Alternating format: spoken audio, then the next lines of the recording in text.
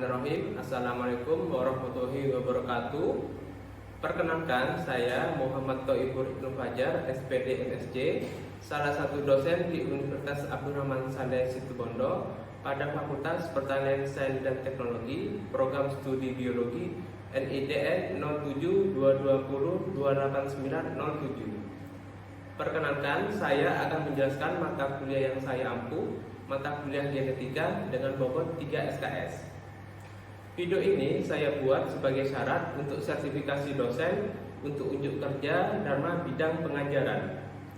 Saya akan memulai dengan deskripsi umum mengenai mata kuliah genetika dengan kode mata kuliah PBI 1422. Mata kuliah genetika merupakan mata kuliah wajib bagi mahasiswa semester 4 Prodi Biologi Fakultas Pertanian Sains dan Teknologi Universitas Abdurrahman Saleh Situbondo yang berisi pokok-pokok bahasan.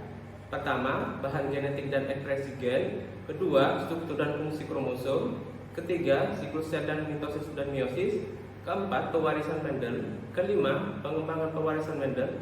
Keenam, teori kemungkinan dan tes G-square. Ketujuh, penentuan jenis kelamin. Kedelapan, rangkai kelamin dan gen-gen yang ekspresinya diubah oleh jenis kelamin. Kesembilan, analisis diagram silsilah. Kesepuluh, rangkai dan pindah sila. Kesebelas, peta kromosom. Kedua belas, frekuensi gen dan frekuensi genotip. Ke-13, silsilah dan inbreeding ataupun perkawinan jarak dekat. Adapun capaian pembelajaran lulusan yang dibebankan pada mata kuliah genetika diantaranya: pertama, menunjukkan sikap bertanggung jawab atas pekerjaan di bidang keahliannya secara mandiri. Kedua, menguasai prinsip-prinsip biologi, sumber daya hayati dan lingkungan.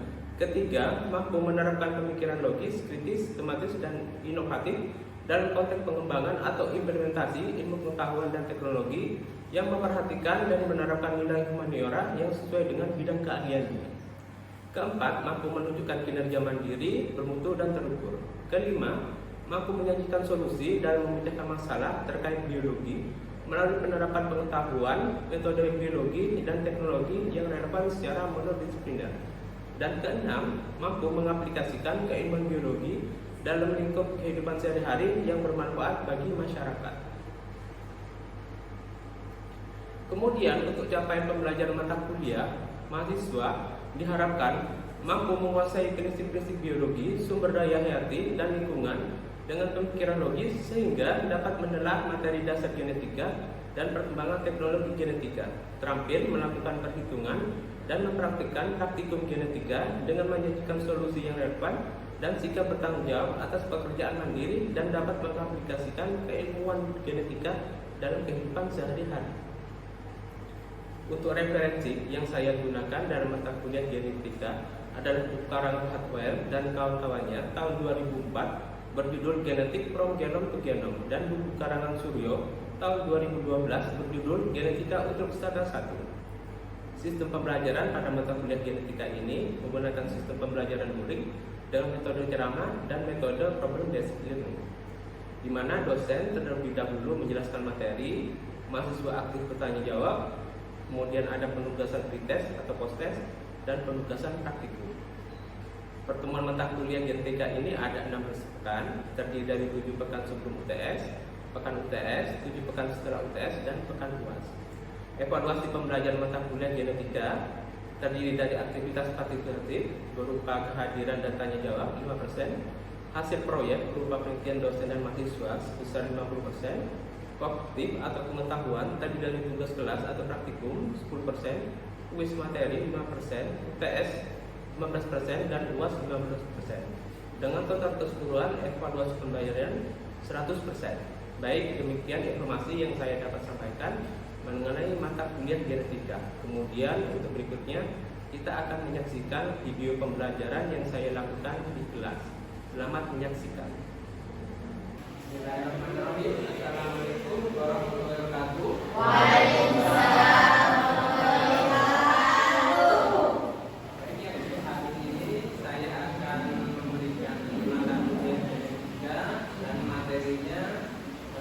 Pewarisan Mendel. Nah, sebelum saya menjelaskan apa itu pewarisan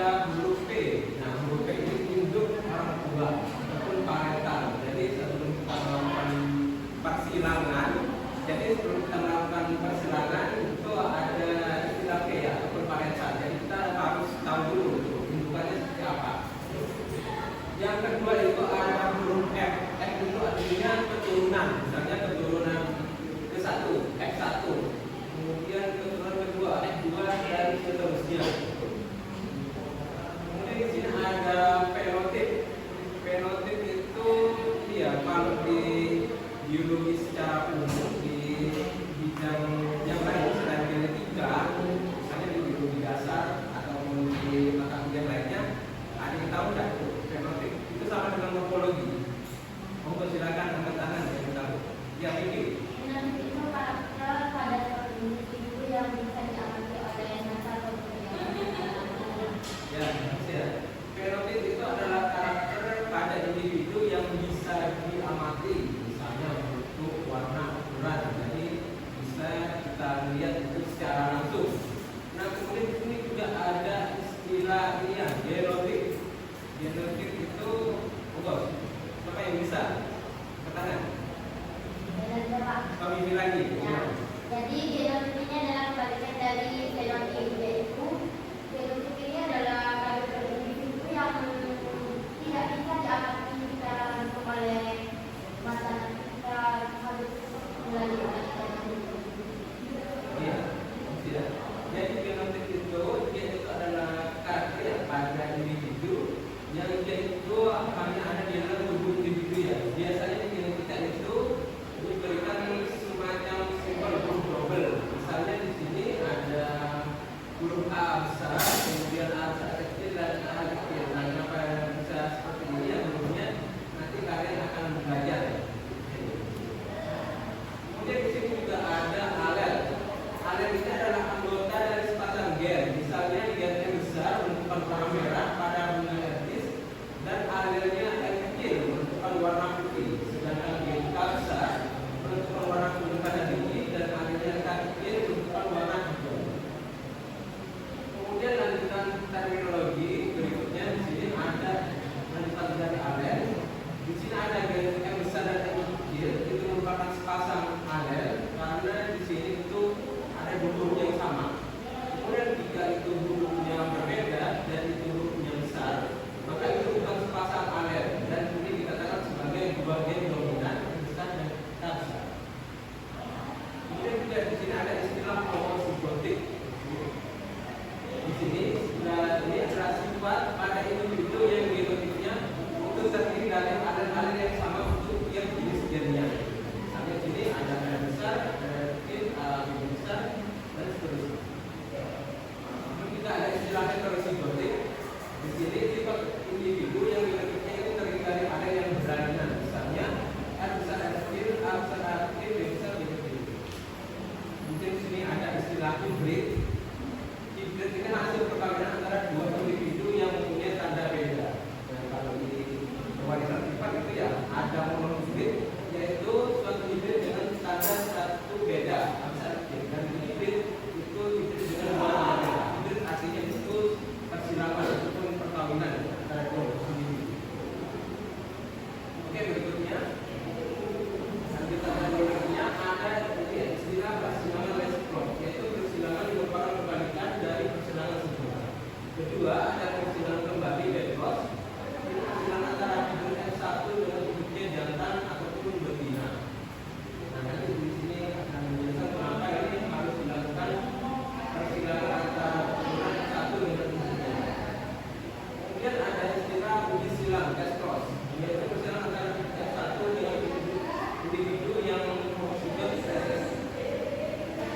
Nah, untuk pewarisan Mendel atau persilangan dia itu dikenalkan dari Gregor Mendel ataupun yaitu seorang rabi Austria yang dia itu melakukan semacam penelitian percobaan pada tanaman herbis. Di sini dia itu melihat perbedaan antara satu dengan lainnya dan salah satu dengan Bapak Mendel ini disebut genetika karena dia itu sudah berhasil melakukan persilangan dan menghasilkan dua buku Mendel yang terkenal. Yang pertama itu ada buku Mendel 1, kemudian pemisahan gen yang seadar, dan yang kedua itu ada penentukan gen secara bebas. Nah, menurut buku Mendel 1 di sini ya, setiap organisme ini memiliki dua alel untuk setiap sifatnya. Nah, saat selama pembentukan gamet, dua alel itu akan berpisah sehingga masing-masing gamet itu hanya membentuk satu alel untuk satu gamet. Jika mereka bertemu saat dia itu menjadi pembuahan, maka dua alel itu akan memberikan satu sifat. Contohnya ini pada persilangan monohibrid yang hanya memiliki satu perbedaan. Dia pada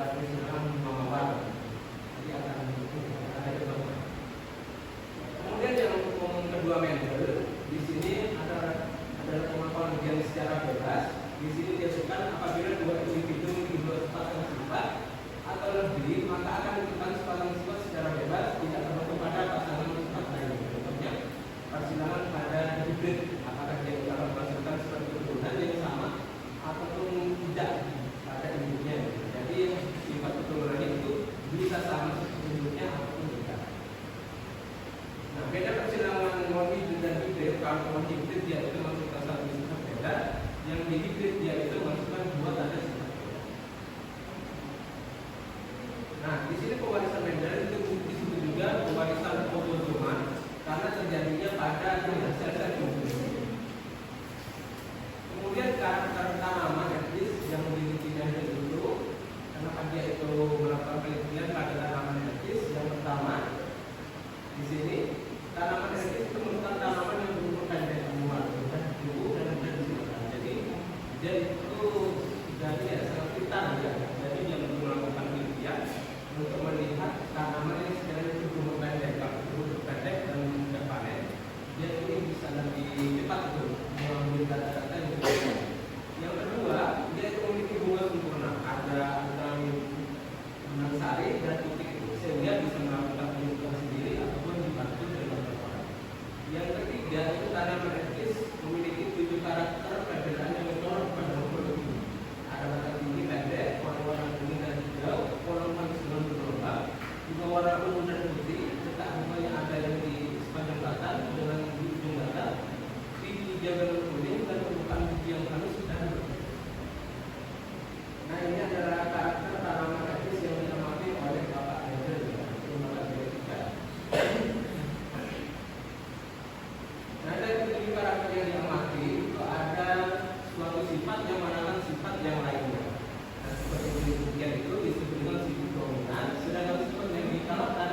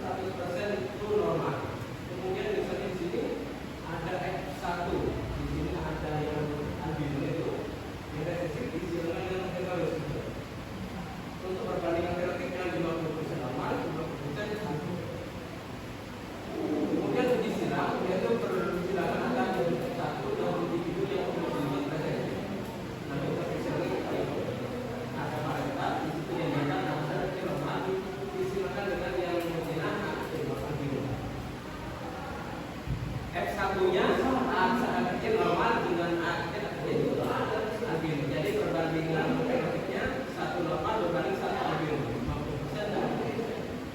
Nah, pengisian ini dilakukan untuk menguji apakah satu dominan itu ditentukan oleh fenotip homozigos dominan ataupun heterozigos. Bila kalian menemukan pada konsentrasi ada mungkin makanan hewan ataupun tumbuhan, biasanya mereka itu ya semacam melakukan perizinan kembali. Perizinan kembali ini dilakukan untuk melihat apakah hasil keturunan yang dihasilkan mereka itu akan memiliki galur murni atau galur yang sama seperti ini. Jadi induknya jika unggul, maka hasil keturunannya itu yang dihasilkan dari perizinan kembali dengan indukannya, baik itu jantan atau betina, maka pasti akan unggul juga. Jadi itu kenapa karena hewan itu membutuhkan melakukan hal tersebut. Baik, ya, ini materi yang bisa saya sampaikan. Kalau yang ada yang ditanyakan, terus silakan. Ya.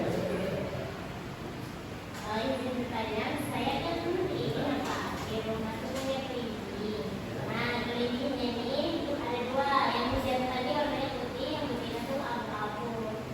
Terus dicoba deh dikawinkan. Nah, ternyata anaknya nih abu-abu. Biasanya kan gen dari jantan ini yang putih yang lebih kuat biasanya. Jadi anaknya loh, kok tiba-tiba abu-abu? Kenapa ya, Bapak? Ya. Bagus ya, pertanyaannya. Jadi ya, tadi dari materi yang saya sampaikan di sini itu ada kaitannya ya. Di sini bisa lihat. Nah,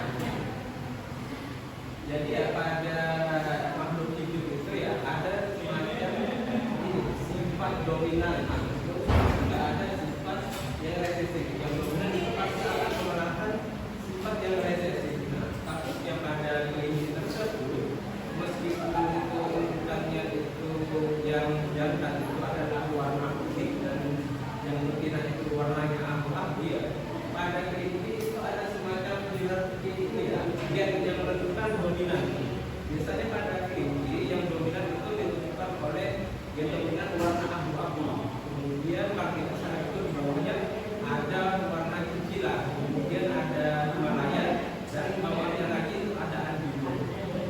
Jadi pada makhluk itu bukan ditentukan pada jenis kelamin sapi, pada gen yang menentukan apakah dia itu memiliki sifat dominan ataupun resesif. Sehingga maksimum keturunan tersebut maka dihasilkan abu-abu sama seperti indukan betina. Oke, ada yang ditanyakan lagi? Mungkin satu pertanyaan lagi.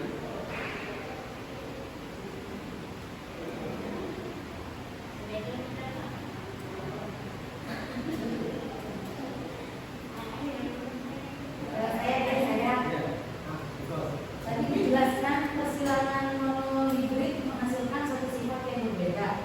Kalau persilangan dihibrid itu menghasilkan 2 sifat yang berbeda. Itu contohnya seperti apa? Contohnya ya, pada persilangan yang hibrid dan hibrid. Jadi ini belajar ya pada persilangan monohibrid ya biasanya contohnya pada bunga mawar.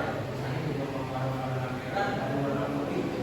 Nah, di situ kenapa disebut monohibrid? Karena di sini yang bisa masuk itu hanya satu tanda sifat berbeda. Misalnya merah dan putih, tapi salah satunya itu akan berbeda. Entah itu nanti merah yang dominan ataupun yang putih itu yang resesif.